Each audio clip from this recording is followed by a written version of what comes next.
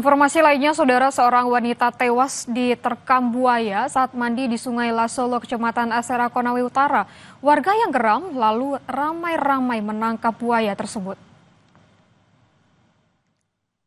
Liana Almaulu, seorang ibu rumah tangga berusia 54 tahun, jasadnya ditemukan warga pada Selasa pagi, usai sebelumnya dinyatakan hilang di sungai pada Senin 6 Oktober lalu. Saat dilaporkan hilang, warga langsung bergotong royong mencari keberadaan Nurliana di sungai. Tak disangka, saat pencarian, warga justru menemukan buaya berukuran besar. Warga pun menangkap buaya tersebut, sementara jenazah korban ditemukan 11 km dari muara sungai. Kepala Kantor Pencarian dan Pertolongan Kendari Amiruddin mengatakan, usai dievakuasi, jenazah korban langsung diserahkan ke pihak keluarga. Pada pukul 07.32, alhamdulillah korban berhasil ditemukan kurang lebih sekitar 11 km mengarah muara dalam kondisi Mike Delta. Setelah itu korban langsung dievakuasi menggunakan ambulans Puskesmas Asera untuk diserahkan ke keluarga korban di rumah duka untuk dilakukan proses selanjutnya. Diketahui pada Senin siang, usai pulang dari kebun dekat rumahnya, Nurliana mampir ke sungai untuk membersihkan diri. Namun, tiba-tiba buaya menerkamnya dan menarik korban ke dalam air hingga tewas. Silvian Sakia, Kompas TV, Konawe Utara, Sulawesi Tenggara.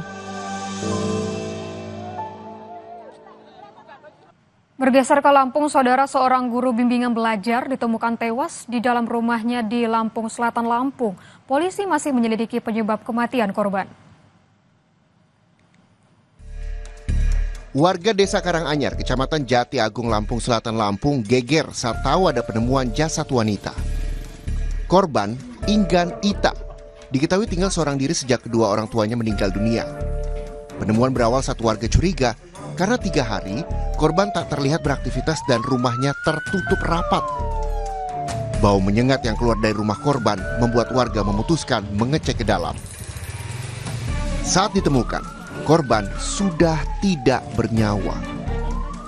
Menurut warga, korban dikenal pendiam dan sibuk bekerja sebagai guru bimbingan belajar. Kalau kesehariannya dia nih jarang di rumah loh. Kan kalau pagi pergi, siang sore. Ya sama tukang ojeknya itu yang ngantar jemput itu. Ya nggak ada yang tahu tukang ojeknya yang itu. Yang ngabarin katanya dikabarin di bel-bel selama 3 hari dari hari Minggu. Nggak ada kabar gitu, maka dia kesini. Oh, dia tinggal sendirian di sini? Iya. Oh, yang kita dengar ini Bu, apakah sebelum ada keributan atau kejerit minta tolong? Nggak ada. Polisi yang datang ke lokasi langsung melakukan olah TKP. Dari pemeriksaan awal, tidak ditemukan tanda kekerasan maupun barang berharga yang hilang. Ya, sudah mengalami pembusukan ya. Sudah mengalami pembusukan dan menimbulkan bau. Tanpa busana? Iya, memang tanpa busana. Kemudian pada saat ditemukan memang kamar terkunci dari dalam. Kalau kerusakan hanya pintu saja. Pintu pada saat saksi menemukan dihubungan tidak bisa, akhirnya didobrak. Ada tanda-tanda kekerasan Pak Kasat? Belum kita simpulkan, nanti kita hasil otopsi ataupun hasil visum nanti kita simpulkan. Dari keterangan beberapa saksi tadi itu, ada nggak barang-barang berharga yang hilang? Sementara ini belum ada, HP korban masih ada. Seorang pria yang merupakan langganan ojek korban telah dimintai keterangan.